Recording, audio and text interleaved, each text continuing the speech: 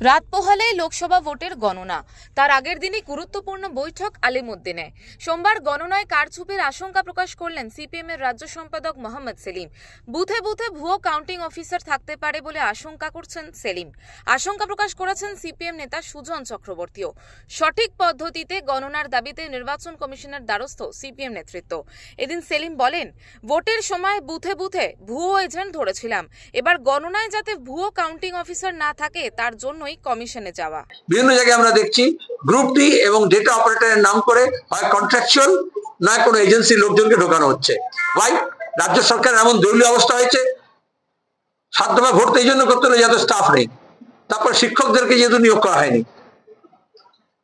সেখানে কম্পিউটার জানা লোক সরকারি অফিসে নেই, পার্মানেন্ট স্টাফ এই স্টেট গভর্নমেন্ট আজকে এস্টাবলিশ হলো। আমরা বলছি তাহলে ব্যাংক, তাহলে এলআইসি, তাহলে central government organization, public sector, সেখানে তো আছে কম্পিউটার জানার লোক, সবই তো কম্পিউটারাইজেশন হয়েছে, সেখান থেকে কেন নেওয়া হবে না? এটা স্পেসিফিক আমরা বলেছি।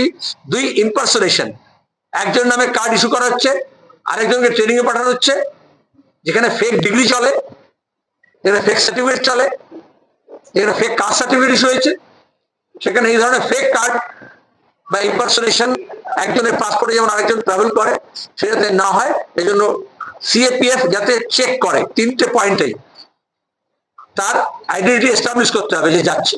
ইসিআই এর গাইডলাইন ইন টোটো ফলো করা হোক, সেটা ফলো করা হচ্ছে না। কন্ট্রাকচুয়াল স্টাফ নির্বাচন প্রক্রিয়া থাকতে পারে না, গণনা প্রক্রিয়া থাকতে পারে না, রয়েছে, আমরা স্পেসিফিক রেফারেন্স এখানে দিয়েছি। যারা নির্বাচনের গণনার কাজে সরকারি স্টাফ হিসেবে আসছেন, তাদের মধ্যে কি ভুয়ো পোলিং এজেন্টের মতন ভুয়ো কাউন্টিং স্টাফ থাকবে নাকি? ভুয়ো এজেন্টের মতন ব্যবস্থা কি এখানে হবে নাকি? দেখবেন এই যে আইডেন্টিটি কার্ড দেয়া হচ্ছে, ছবি লাগিয়ে নিন, মানে নাকি? অথচ আইডেন্টিটি কার্ডে ছবি লাগাবার পর স্ট্যাম্প হয় অর্ধেক ছবিতে আর অর্ধেক ছবির বাইরে, যাতে ছবিটা চেঞ্জ করা না যায়। তা হচ্ছে না কেন?